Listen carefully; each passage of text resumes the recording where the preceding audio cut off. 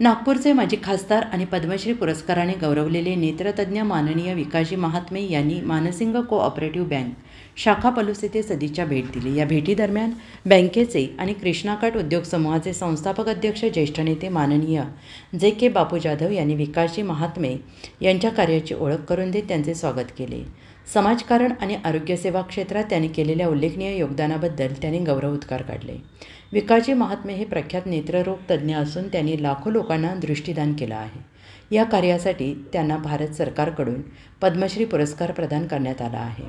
या कार्यक्रमात विकासजी महात्मे यांनी आपल्या भाषणातून बापू जाधव यांच्याशी असलेल्या जिव्हाळ्याच्या नात्याचा उल्लेख करून मानसिंग बँकेच्या कार्यपद्धतीचे कौतुक केले।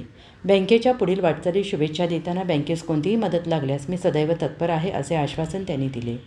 या कार्यक्रमाला मानसिंग बँकेचे चेअरमॅन श्री सुधीर भैया जाधव, संचालक अजित सूर्यवंशी, रवींद्र अरबोने, कृष्णा ॲग्रोचे संचालक अनिल कुमार जाधव, रयत शिक्षण संस्थेचे प्राध्यापक सचिन चव्हाण, रमेश जाधव, अनुभव शिंदे सर, रोकडे सर, पलूस परिसरातील पत्रकार, मान्यवर संचालक आणि कर्मचारी मोठ्या संख्येने उपस्थित होते।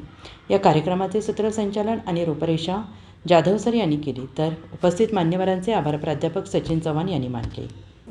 दिवसभरातील घडामोडींचा आढावा घेण्यासाठी पाहत रहा N24 मराठी न्यूज।